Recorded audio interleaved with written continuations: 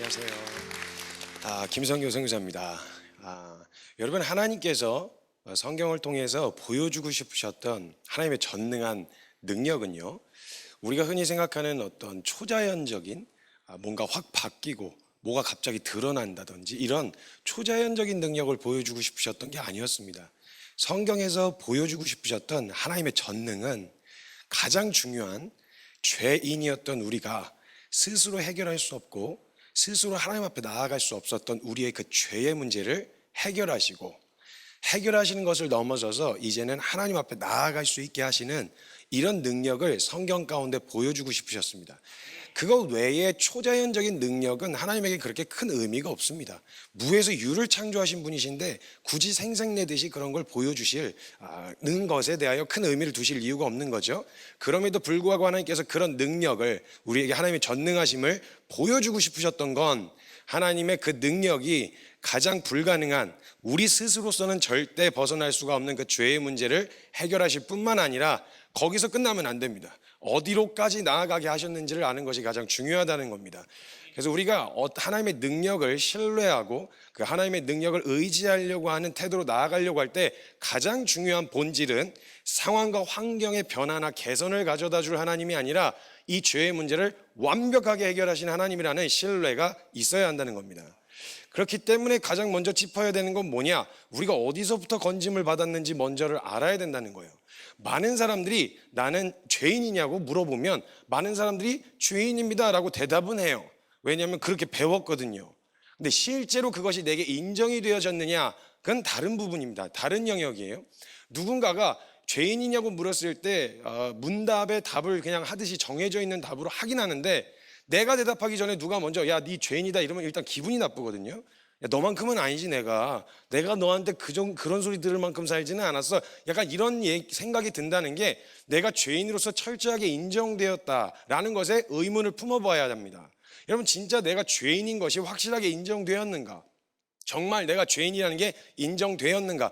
이 질문 앞에 우리가 서야 되는데, 많은 사람들이 사실상 이 죄의 문제에 대하여 인정하고 싶어 하지 않아 합니다. 왜냐하면 특히나 모태신앙 같은 경우는 이제 태어나기를 교회를 떠날 수 없는 슬픈 운명을 갖고 태어났기 때문에 그런 사람들에게 가장 먼저 개발되는 게 양심입니다. 양심. 그래서 맘 놓고 죄를 접은 적이 별로 없어요. 항상 찔리고, 그리고 사실 예수님이 나 대신에 죽어줬다 그러면 좀 억울해요. 왜냐면 내가 내 죄의 값을 다 치렀거든요. 저는 제가 한번 헌금을 띵거 먹은 적이 있었습니다. 저희 그 어머니께서 굉장히 엄격하신 분이셨는데 제가 헌금을 한번 띵거 먹었는데 1,000원을 띵거 먹었어요. 저는 이 일로 하나님 앞에 회개를 하지 않았습니다. 왜냐면 그 죄값을 제가 치렀거든요. 저는 1,000원을 띵거 먹고 10만 원어치를 두드려 맞았으니까 공의로우신 하나님이시라면 99,000원을 거슬러 주셔야 되는 상황입니다. 그러니까 예수님이 그걸로 막 십자가에서 나 대신 죽어줬다 이러면 고맙기보다는 부담스럽습니다. 아니, 내가 뭘 그렇게 잘못했어? 아니, 속된 말로 여러분 뭘 그렇게 잘못하셨나요? 사회적으로 무리를 일으키거나 남한테 큰 피해를 주신 적이 있으신가요? 따지고 보면 그냥 남들 하는 만큼 정도, 그냥 거짓말 조금 한 거, 그냥 누구 좀 때린 거, 남매하고 싸운 거, 욕 한 번 한 거, 술 그것도 진탕 먹은 것도 아니고 찔끔 먹고 양심에 찔려갖고 주님 앞에 막 회개한 거, 뭐 이런 거밖에는 거의 없으실 거란 말이죠. 그러니까 이 죄인에 대해서 처절하게 인정하기가 참 쉽지 않아요. 근데 기억하셔야 되는 건, 이게 인정이 안 되면 그리스도의 능력이 인정이 안 됩니다. 죄인인 게 먼저 인정이 되어야 한다는 거예요. 그 한 친구가 저에게 와서 이렇게 질문을 했어요. 저희 사역자 훈련 받고 있었던 사람이었는데 와서 저에게 이렇게 질문을 하더라고요. 정 교수님, 로마서 5장 20절에 보면 죄가 더한 곳에 은혜가 넘쳤다는 말이 있지 않습니까? 그래서 제가 그렇지 그랬어요. 그랬더니 그 친구가, 그러면 죄인인 걸 알아가면 알아갈수록 그런 죄인에게 주신 하나님의 은혜가 더 크게 다가온다 이 말 아닙니까? 그렇다 그랬어요. 그럼 제가 죄인인 걸 어떻게 할 수 있나요? 이 친구도 모태신앙이었어요. 그러니까 남들만큼 이렇게 특출나게 뭔가 나쁜 짓을 저질렀다가 이런 게 없는데, 그러니까 죄인인 게 인정이 잘 안 되는 거예요. 그렇게 내가 뭘 잘못했나 이런 생각이 찾아 들어와서, 내가 죄인인 걸 어떻게 알 수 있나요? 라고 묻더라고요. 그래서 제가 알고 싶냐고 그랬어요. 너무 알고 싶다 그랬어요. 오래 걸릴 것도 없이 한 이틀이면 되는데 해볼래? 그랬더니 해보겠대요. 그래서 너 지금 가서 펜하고 종이를 가져오라고 시켰어요. 그래서 그 친구가 펜하고 종이를 갖고 왔어요. 갖고 와서 제가 그 친구한테 이렇게 주문을 했어요. 넌 지금부터 이틀간 너 머릿속에 슥 하고 스쳐 지나간 생각들을 거의 다 받아 적어라. 그냥 그렇게 쓱하고 스쳐 지나간 생각들, 누굴 보면서 들었던 생각, 어떤 상황 앞에서 들었던 생각들, 그걸 한번 너에게는 그 망각의 은사가 있어가지고 그 잊혀져가지고 그게 그냥 스쳐 지나갔다고 생각하지만 너 머릿속에 얼마나 많은 일들이 오고 가는지 그게 드러나지 않아서 그런데 너가 한번 직면해봐. 너 머릿속에서 무슨 일이 일어나고 있는지. 적으라고 시켰어요. 재밌겠대요. 한번 해보겠대요. 그래가지고 했는데 저녁쯤 되니까 애가 얼굴이 흘러내리더라고요. 제가 잘 보고 있냐고, 너 죄인인 거 잘 보고 있냐 그랬더니 저에게 슬쩍 다가오더니 선생님 전 쓰레기입니다 이렇게 얘기를 하더라고요. 그래서 마저 적어라. 그래서 이틀 동안 마저 적어라. 그래서 이틀 동안 적었어요. 그리고 그 녀석 덕분에 그 훈련받은 같은 기수가 전부 다 그걸 적게 됐어요. 그리고 둘째 날 저녁에 모여서 한 6명 정도가 같이 모였었는데 그 모인 친구들이 전부 다 얼굴이 흘러내렸더라고요. 그리고 제가 죄인인 거 봤냐 그랬더니 다들 고개를 끄덕끄덕하면서 자기는 쓰레기라는 거예요. 그렇게 이야기를 하는데 제가 거기까지 하면 제 스타일이 아닙니다. 제가 이제 할 때는 좀 집요하게 물고 늘어지는 좀 그런 게 있어가지고 제가 그 처음 질문했었던 친구를 이렇게 세웠어요. 그리고 이야기했어요. 발표해라. 잠시만요. 자, 지금 여러분은 그 친구가 누군지 모르십니다. 그죠? 그리고 거기에 뭐가 적혀 있는지도 모르세요. 제가 얘기한 적이 없으니까. 근데 이 반응은 왜 나오는 거죠? 여러분도 아시는 거예요. 거기 대충 뭐가 적혀 있을지. 거기에 만약 내 생각을 적으면 거기에 뭐가 적혀 있을지 대충 짐작이 가시는 거예요. 그러니까 이 누구를 보면서 들었던 생각, 무엇을 하며 들었던 생각들이 거기 적혀진 그걸 까발리면 난 여기 있을 수 없다. 난 이 사람들하고 더 이상 같이 있을 수 없다. 이런 생각을 했는데 거기 그 질문했던 친구가 옛날에 그 운동선수였었는데 등치가 이래요. 진짜 읽어요? 이러면서 막 거의 저를 패려고 하는 거예요. 진짜 읽어요? 진짜 읽어요? 오씨 막 이러면서 막 제가 맞아 죽을 뻔했어요. 눈물이 그렁그렁하더라고요. 글썽글썽하더라고요. 여기 앉아 계신 여러분들도 그리고 이것을 보시는 이걸 영상을 시청하시는 분들도 생각해 보시죠. 거기 누군지도 모르고 무엇이 적혀 있는지 얘기도 안 했는데 우리 안에서 어떻게 그런 잔인한 짓을 이라고 이런 생각이 찾아 들어왔다면 거기 뭐가 적힐지 예상이 된다 이 말이에요. 근데 저와 여러분은 이 생각 속 안에서 일어났었던 이 가능성은요, 반드시 상황과 조건만 갖추어지면 이런 실현에 옮겨지는 곧바로 옮겨지는, 될 수도 있고 안 될 수도 있는 게 아니라 곧바로 옮겨집니다. 사람들은 이렇게 생각해요. 살인은 죄로 봅니다. 근데 그 살인을 가능하게 하는 원동력인 분노는 죄로 안 봐요. 드러나지 않으니까. 혹시 드러났더라도 남한테 큰 피해를 주지 않았기 때문에. 그런데 하나님의 공의는 살인이나 그것을 가능하게 하는 원동력인 분노나 같은 살인으로 보십니다.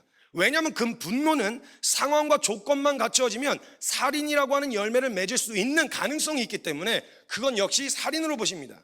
우리는 간음을 죄로 봅니다. 근데 그 간음을 가능하게 하는 원동력이 되는 음욕은 죄로 보지 않습니다. 그냥 그런 생각을 할 수도 있다고 생각을 해요. 근데 하나님은 간음이나 그것을 가능하게 하는 원동력이 되는 음욕이나 같은 간음으로 보신다는 거예요. 저와 여러분 안에 있는 죄의 가능성, 이것이요 그대로 표출되고 저와 여러분이 원하는 본능대로 그대로 표출되게 내버려뒀다. 기가 막히게 하나님 말씀에 반역하는 자리로 갑니다. 기가 막히게 저와 여러분의 인생이 피폐해지는 자리로 갑니다. 그래서 여러분이 만약 뜻을 정하고 목표를 정하고 건강한 생각과 목표를 정하잖아요. 그럼 반드시 그걸 맞추기 위한 고통이 동반됩니다. 왜냐하면 좋은 뜻을 정했는데 내 육체는 그거 하기 싫은 거예요. 아침에 일찍 일어나야 되는데 일어나기 싫은 거죠. 왜냐? 이불 밖은 위험하니까. 안 일어나고 싶은 거예요. 분명히 그렇게 목표를 정하면 해야 되는, 자기를 부인해야 하는 그런 고통이 따라온다는 걸 알아요. 근데 원초적인 본능, 우리가 느끼는 그 본성대로 그대로 내버려두면 기가 막히게 저와 여러분의 인생이 피폐해진다는 거예요. 이걸 교회 다니거나 성경을 알지 못하는 사람들도 이 원리를 알고 있어요. 인간 통제 없이 내버려두면 다 자멸한다. 이걸 세계 1, 2차 대전을 통해서 봤거든요. 그래서 부랴부랴 국제법이라는 걸 만들어가지고 이거 이대로 본능대로 하다가 우리 다 죽겠구나. 그래서 법을 지키지 않았을 때 주는 불이익에 대한 두려움을 느끼게 해서라도 어느 정도는 컨트롤해야 된다. 이거 통제 안 하면 큰일 난다. 근데 여러분 그 안에서 익숙하게 살아오다 보니까 그 통제 안에 있으면 난 괜찮은 사람이라고 생각하는 거예요. 굳이 튀지 않았으면 괜찮다는 생각을 하는 거죠. 여러분 기억하십시오. 촛불 위에 있는 불은요 너무 예쁩니다. 그리고 약해요. 그래서 코코문 큰 아저씨가 가까이 가서 하면 바로 꺼집니다. 근데 여러분 기억하세요. 그 초 위에 있는 예쁜 작은 불이나 강릉에서 산불 일이 일어나고 전 산을 다 태웠던 그 무시무시한 산불이나 불의 속성은 똑같습니다. 초에 있는 불을 가져다가 휘발유통에 갖다 붙이면 붙을 수도 있고 안 붙을 수도 있는 게 아니라 무조건 붙습니다. 저와 여러분이 가지고 있는 이 죄의 가능성은 상황과 조건만 갖춰지면, 그런 환경만 갖춰지면 언제든지 열매를 맺을 수 있는 일이라는 겁니다. 근데 만약에 우리가 이걸 내가 갈고 닦고 노력을 해서 바꿀 수 있는 거였으면 주님도 율법 지켜서 잘 갈고 닦은 사람들, 최선을 다하고 열심을 다해서 이루어낸 사람들만 추려가지고 천국 들여보내시면 될 거 아니에요. 근데 이건 인간 그 누구도 할 수 없는 일이었어요. 그 율법의 행위로는 하나님 앞에 의롭다 하심을 얻을 육체가 없다라고 단언하고 있는 거예요. 그 말을 누가 했냐? 자기 혼자 스스로 갈고 닦아서 하나님 앞에 의로워지려고 몸부림치는 사람들 중에 탑급이었던 사도 바울이 한 말이에요. 이건 인간이 노력해갖고 이룰 수 있는 일이 아니다. 이건 하나님의 은혜, 그분의 능력이 아니면 절대 우리는 이것으로부터 벗어날 수가 없다. 우리 모두 다 죄 아래 있다 라고 선언을 해버렸단 말이에요. 그럼 도대체 이 상황 가운데서 어떻게 해야 하느냐? 그제서야 나의 모든 능력, 내 능력으로 벗어나 보려고, 내 노력과 최선으로 벗어나 보려고 했었던 모든 시도가 끝나고, 나는 안 되네, 나는 끝났네, 내 노력으로는 하나님 앞에 나아갈 수가 없네 라는 것을 깨닫고 고개를 들어서, 모든 힘이 다 빠지고 고개를 들어서 이제는 하나님이 하시는 처분을 기다릴 수밖에 없는 상태가 되었을 그때, 그 순간부터 하나님의 능력이 시작된다는 거예요. 자, 잘 봐, 너가 해봐. 너가 해봤는데 안 되지? 자, 이제 내가 보여줄게. 내가 이루려고 했었던 게 무엇이었는지 내가 보여줄게. 그러시면서 이루신 게 우리를 죄에서 구속하시고 건져내시려고 오신 예수 그리스도의 십자가의 죽음이었단 말이에요. 그럼 많은 사람들은 또 이렇게 질문합니다. 2000년 전에 예수가 죽었는데 지금 그게 오늘 나와 무슨 상관이냐? 이런 질문이 찾아 들어와요. 엉뚱한 질문인 것 같지만 아주 본질적인 질문이에요. 자, 이렇게 생각해 보시죠. 그때 죽은 죽음이 오늘 어떻게 나에게 실제가 될 수 있는가? 그게 나와 무슨 상관인가? 라는 질문이 찾아 들어올 수 있는데 제가 질문 한번 해보겠습니다. 우리 형제님, 성함이 어떻게 되시나요? 두현 형제님. 두현 형제님 10억을 빚졌습니다. 갚을 수 있습니까 지금? 갚을 가능성은? 가능성이 조금이라도 있으면 안 돼요. 100억. 없죠. 무조건 없어요. 그건 없어요. 다시 태어나지 않는 이상 거듭나지 않고는 이거 안 돼요. 그죠? 자, 100억을 빚졌으면 지금 갚을 수 있는 능력이 없습니다. 근데 방법은 알아요. 100억을 갚으면 난 거기서부터 벗어날 수가 있다. 근데 문제는 내가 100억이 없는 거예요. 그래서 빚쟁이들에 의해 끌려다닐 수밖에 없었습니다. 지을지. 그래서 하라는 대로 하고 협박도 당하고, 근데 끌려다닐 수밖에 없었어요. 왜냐? 100억을 갚으면 벗어나는 걸 알지만 내게 100억이 없는 거예요. 그래서 거기에 시달리고 두려워서 맨날 질질 끌려다닐 수밖에 없었는데, 저는 100억이 있습니다. 그렇다 칩시다. 저는 100억이 있어요. 그래서 이 100억을 죄송합니다. 이름 까먹었어요. 두현 형제님이 빚진 100억을 제가 갚아주고자 마음을 먹었어요. 자, 그리고 제가 100억을 그 빚쟁이들에게 이체를 했습니다. 제 이름으로 이체를 했어요. 그럼 무슨 일이 일어나냐?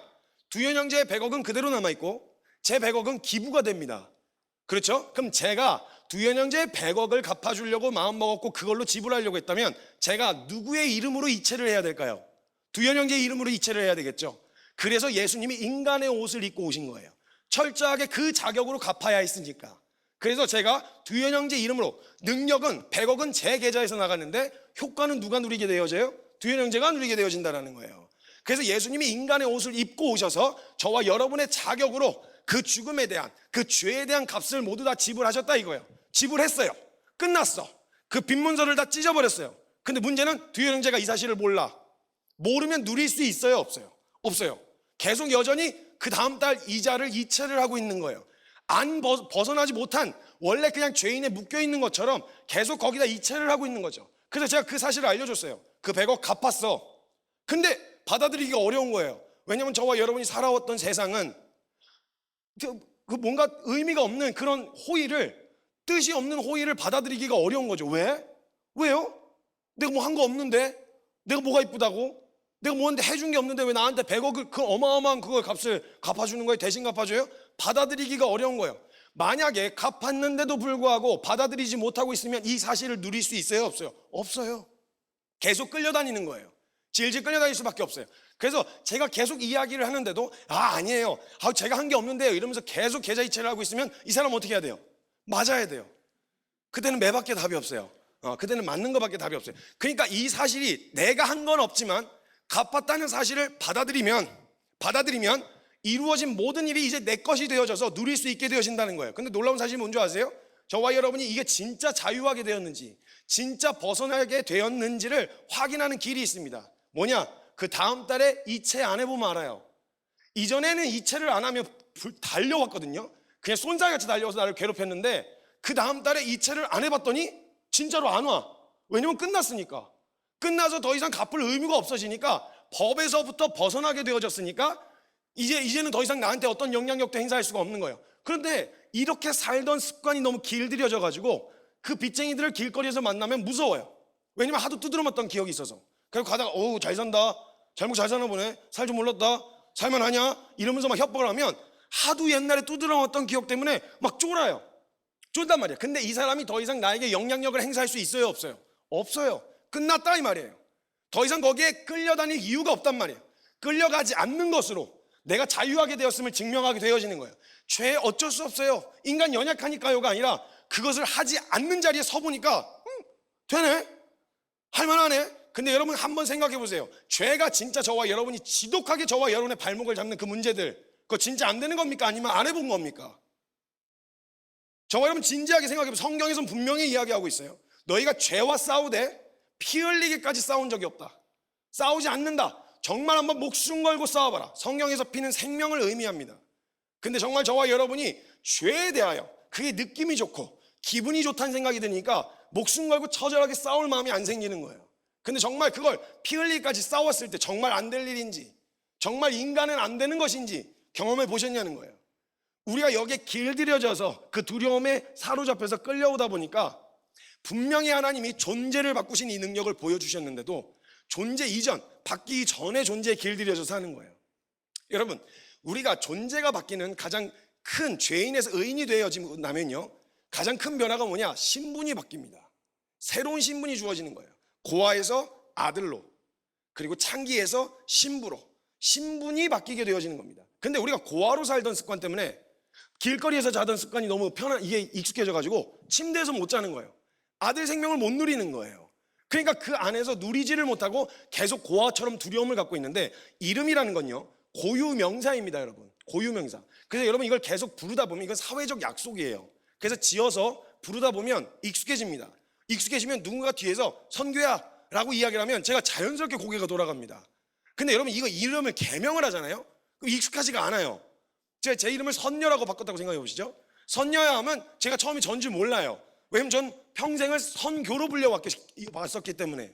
그러니까 우리가 새로운 신분이 되었는데 이전에 죄인일 때 들었던, 죄인이었을 적에 들었던 그 호칭들과 그 이름이 너무 익숙하게 길들여져서 새로운 신분, 하나님의 능력으로 새로운 신분이 된 그 이름을 부르는데 대답을 못하는 거예요.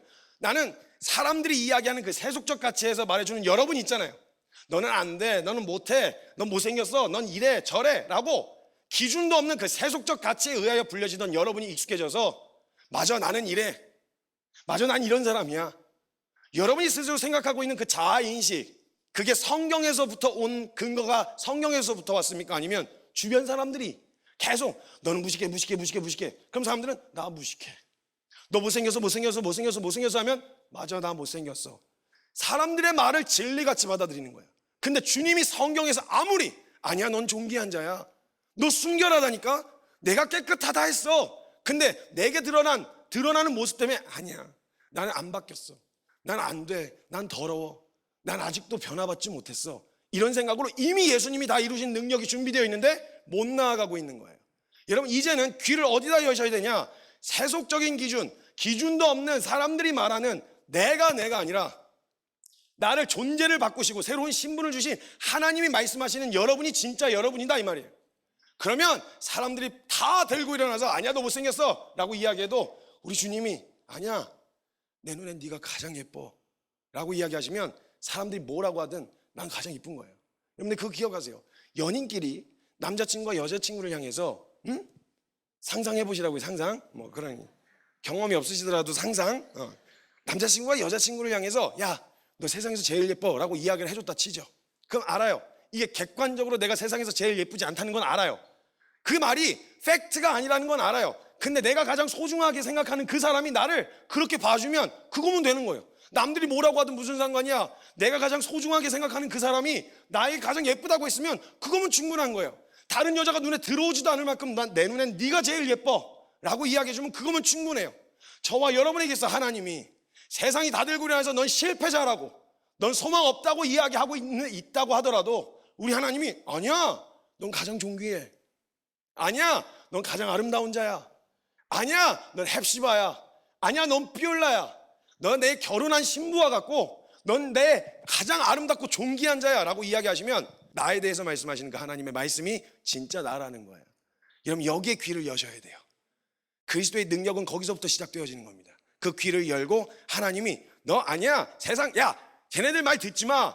내가 널 창조했어. 내가 널 지었어. 무에서 유를 창조한 가장 능력 있는 내가 너를 볼 때 가장 아름다워, 가장 존귀해. 넌 의인이야, 넌 순결해, 넌 깨끗해 얘기하시면 다른 사람들의 말이 중요한 게 아니라 우리 주님이 나를 뭐라고 부르시냐가 가장 중요하다 이거예요. 예수님이 제자들에게 이 질문을 던지십니다. 사람들이 날더러 뭐라고 하더냐 라고 질문하세요. 그래서 제자들이 얘 누군가는 선지자라고도 하고 누군가는 어떤 뭐라고 하던데요? 라고 이래저래 얘기하니까 예수님이 그럼 너희는 날 뭐라고 하느냐? 라고 물으세요. 그때 베드로가 주는 그리스도시요 살아계신 하나님의 아들이십니다 라고 이야기를 합니다. 전 여기까지 하고 이 고백을 받고 싶으신가 보다 하고 기도를 하고 아멘 하려고 하는데 질문을 거꾸로 역으로 저에게 질문하셨어요. 성규야, 사람들이 널 보고 뭐라 그러느냐? 사람들이 널 보고 뭐라고 하더냐? 그때 제가 완전히 속된 말로 완전히 바닥을 기고 있었거든요. 신앙이고 뭐고 특별한 재능도 재주도 아무것도 없어서 특출난 뭔가 아무것도 없어서 그냥 바닥을 설설 기고 있었어요. 의지가 좋은 것도 아니야. 재능이 있는 것도 아니야. 성품이 훌륭하지도 않아. 그냥 저는 완전히 그냥 바닥을 기고 있어서 그때 사람들이 저를 그렇게 생각한다고 생각했고 여러 사람들에게서 그런 이야기를 들었어요. 안 돼. 너 왜 그 모양이냐? 넌 실패했어. 이게 스스로에게 제가 막 들리기 시작했어요. 그 말에 휘둘려서 저도 나는 실패자구나, 난 끝났구나 이렇게 스스로 생각하고 있었는데 그때 마지막 질문 하나 던지셨어요. 내가 너를 뭐라고 부르는지 알아? 난 너를 어떻게 보는지 알아? 라고 말씀하시면서 보여주신 말씀이 이사야 62장이었어요. 다시는 너를 버리운 자라 부르지 않을 거야. 다시는 내 땅을 황무지라 부르지 않을 거야. 내 땅을 뷸라라 하고 헵시바라고 할 거야. 넌 내 결혼한 신부와 같이 내가 널 기뻐할 거야. 하나님이 저와 여러분을 바라보시는 그 마음, 그 시선, 그리스도의 완전한 능력으로 바꾸셔서 이제는 순결하다 하십니다. 깨끗하다 하십니다. 아름답다 하십니다. 그럼 세상이 다 들고 일어나도 우린 어디에 귀를 열고 아멘해야 하느냐? 하나님이 말씀하시는 그 말씀, 나를 향해 말씀하시는 그 하나님의 말씀이 우리의 결론이 되어야 합니다. 그렇게 되어졌을 때 그리스도의 능력을 누리고 경험하게 되실 것입니다. 그렇게 누리실 수 있는 여러분이 되시길 주 예수 그리스도의 이름으로 축복합니다.